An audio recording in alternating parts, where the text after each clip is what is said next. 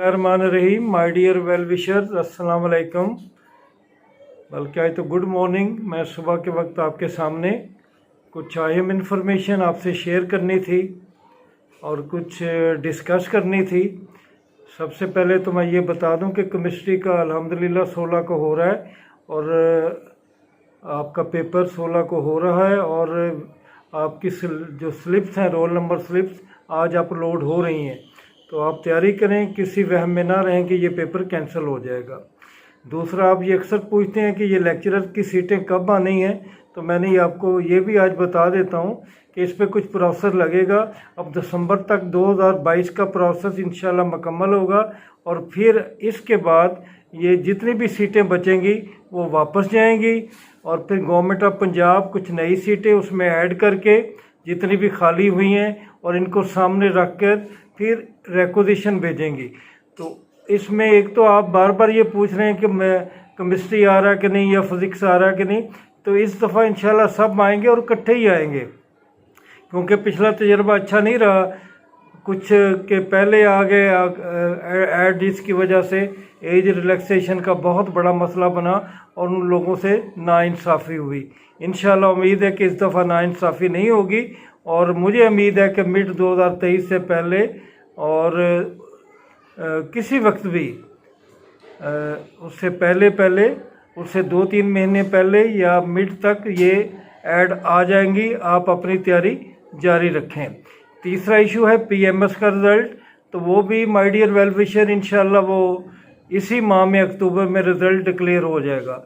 और एक और इशू जो आपका है बर्निंग इशू, वो एज रिलैक्सेशन चूँकि ख़त्म हो रही है 31 को और हमारी एडवर्टाइज बहुत कम आई हैं, 25 के बाद तो आई नहीं और कोई भी काबिल ज़िक्र नहीं आई। तो तलबा का वेल विशर का ये मुतालबा है कि एज रिलैक्सेशन में 1 साल का इजाफ़ा किया जाए और ख़ुसूसन पीएमएस के हवाले से कोर्ट का भी डिसीजन मौजूद है कि हर साल का पेपर जो है पीएमएस का उसी साल में होना चाहिए, जबकि हमारा 1 साल जो है वो लेट हो रहा है। तो अगर 2022 अब 23 में होता है तो नाइंसाफ़ी होगी।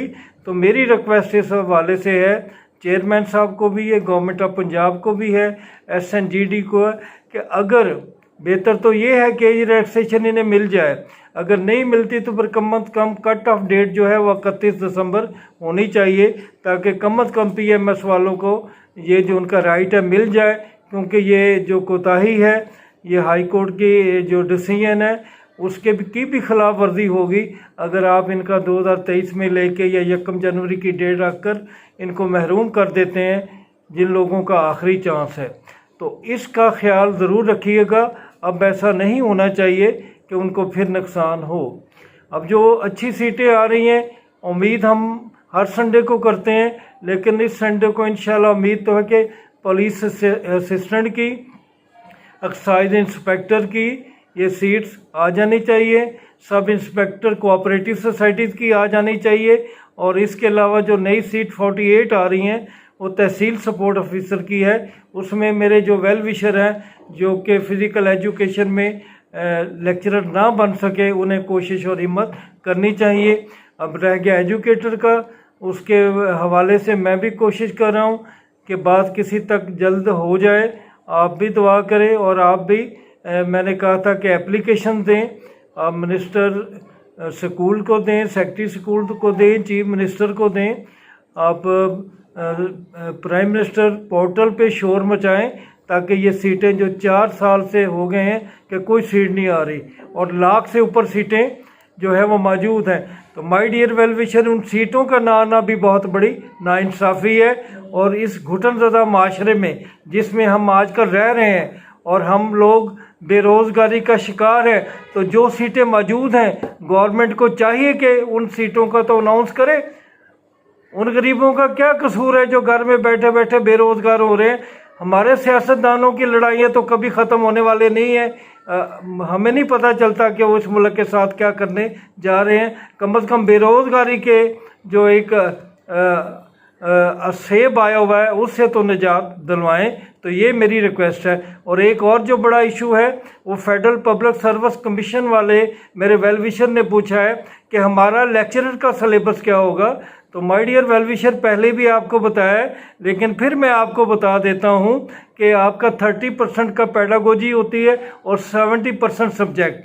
आपका सब्जेक्ट पीपीएससी की तरह वो तमाम मास्टर का नहीं होगा। जैसे कि इंग्लिश में विक्टोरियन एज से लेके मॉडर्न एज तक है, तो इसी तरह इस्लामियात, इसी तरह केमिस्ट्री, इसी तरह bio, what ever may be the subject, Urdu हैं, पंजाबी हैं, तो उनका होगा। उनकी जो सीटें रह गई थी उर्दू की, इंशाल्लाह वो नवंबर में आ जाएंगी और आपके रिटन टेस्ट भी नवंबर के शुरू में हो जाएंगे। और पेडागोजी में आपके लिए बेहतरीन किताब मैंने आपको पहले भी बताई है कि बीएड की बेहतरीन किताब है ओपन यूनिवर्सिटी की, डाउनलोड भी हो सकती है अगर मार्केट में ना हो। एमएड की भी बहुत बेहतरीन किताब है। बीए लेवल पे जो एजुकेशन की रखा जाता है सब्जेक्ट, वो किताब भी बेहतरीन है। आप कुछ करने वाले बने, प्रॉब्लम तो आपकी तरफ से हो जाती है कि जो सब कुछ होते हुए आप सिर्फ फिर बार बार इन्फॉर्मेशन लेते हैं और कोई पक्का काम नहीं करते। तो इंग्लिश फीमेल की तरफ से मैंने ये फ्लोट किया था कि हमारे जो तलबा हैं, हमारे जो वेल विशर हैं, उन्होंने अच्छी तरह तैयारी नहीं की। तो मेरे जो 90% कमेंट आए हैं मुझे, उन्होंने ये एग्री किया है कि कमी हमारी तरफ से थी कि वो, वरना ये अगर हम मेहनत करते तो हम कामयाब हो जाते।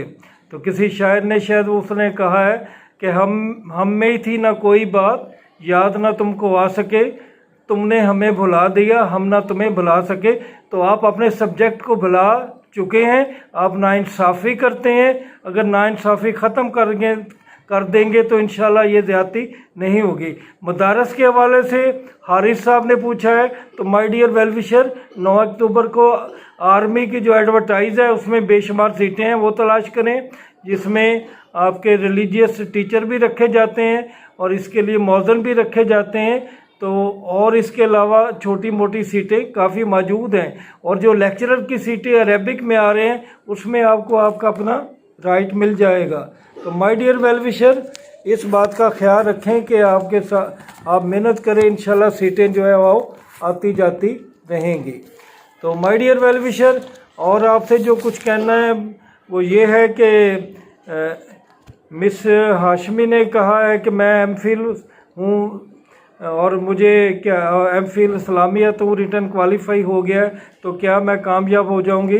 तो हाँ सना हाशमी, आप इंटरव्यू में बेहतरीन परफॉर्म करें, इंशाल्लाह आप कामयाब हो जाएंगी।